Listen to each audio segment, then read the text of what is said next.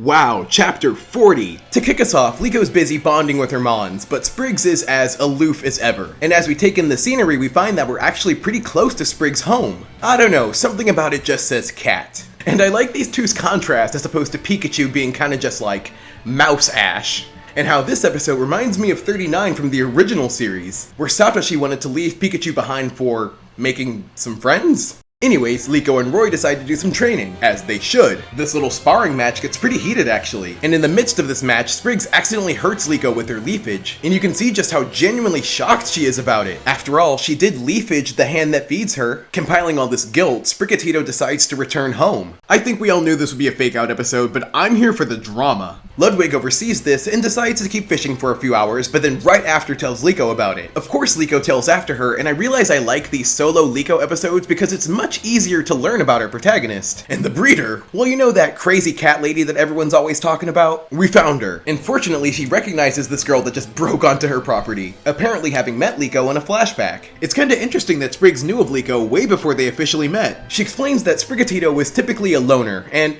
that checks. And for that reason, Sprigatito might have given up on traveling with Liko, but of course Liko finds that unacceptable, presumably having spent a lot of money on this academy. So Liko decides to tail Sprigatito and assure her that everything's okay. Despite her attempted comfort, Sprigatito continues giving her the cold shoulder. It was frustrating just to watch. And at the time, I thought Sprigatito was just being super bratty, wanting nothing to do with Liko. Just oof. Can't help but feel kinda bad for this rocky start to Liko's journey. After chatting with the breeder for a bit, she actually drops Spriggy's backstory on us. Turns out Sprigatito was actually kind of a hero once. She was actually hailed for her leafage, which kind of explains why Liko didn't want it to learn anything else. One day a nasty Spidops appeared and caught a bunch of her friends. Attempting to rescue them, Spriggs fired off a leafage, but actually ended up hurting them in the process. That one instance caused all of Sprigatito's friends to turn on her, and I will say we're getting some very realistic portrayals of cats here. There was this realization that what I thought was just brattiness was actually a fear of abandonment.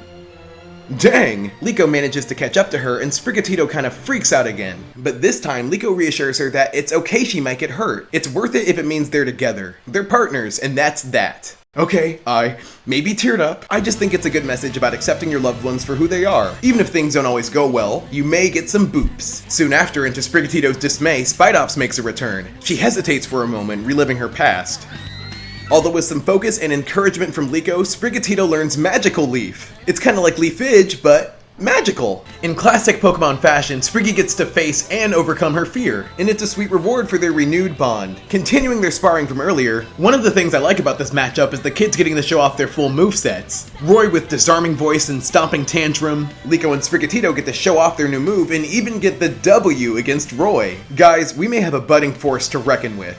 So much good happening in this episode. Plenty of nice callbacks to earlier ones, showing just how much we've progressed, and we got a lot of light spread on Sprigatito. Not just her aloof nature, but some background on how she can crush boulders with leaves. Despite this bonding with Liko though, I do hope Spriggs keeps her cool attitude. And I just really like how Horizons isn't afraid to tell us what makes these characters tick. Not only did this episode reinforce Liko and Sprigatito's relationship, it happened in a pretty natural way, giving us some pretty good takeaways. Maybe I'm being picky, but I do kind of wish the payoff wasn't more leaves. But with some added control, I can see Magical Leaf coming in handy, so giving this one another B.